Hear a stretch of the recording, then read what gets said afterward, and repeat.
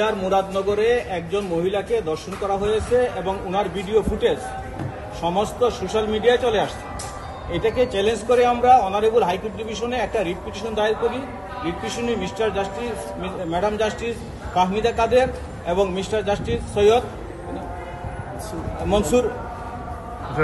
মনসুর আলম ওনারা একটা অর্ডার দিয়েছেন। ওনারা বলেছেন যে ভিকটিমকে সম্পূর্ণ ধরনের নিরাপত্তা দিতে হবে, তার চিকিৎসার ব্যবস্থা করতে হবে এবং 15 দিনের ভিতরে ওনারা এই মামলার তদন্তের কি অগ্রগতি হলো সেই অগ্রগতিটা অ্যাফিডেভিট অফ কমপ্লায়েন্স হিসাবে অনারেবল হাইকোর্ট ডিভিশনে জমা দিতে হবে। এটা আবার ফার্দার ফর অর্ডারে আসবে এবং বলেছেন যে উইদিন 24 আওয়ার্স তার যেমন সমস্ত ভিডিও এবং ফটোগ্রাফি যেগুলো সোশ্যাল মিডিয়াতে ছিল ওইগুলো ওখান থেকে উঠিয়ে নিতে হবে।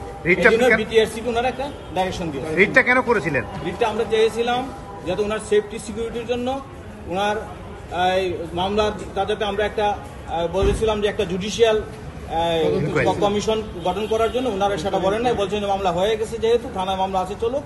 আমরা ওনার একটা কম্পেনসেশন চেয়েছিলাম ওনার চিকিৎসার জন্য। ওনারা বলছেন যে যেহেতু মামলা হয়ে গেছে, ভিকটিম তো কোর্টের আন্ডারেই আছেন, সো এটা দরকার নাই। আর আমরা বলেছিলাম যে ওনার যত ভিডিও এবং ফুটেজ আছে এবং ছবিগুলো আছে এগুলো উদ্ধার করার জন্য সেটা আদেশ দিয়েছেন।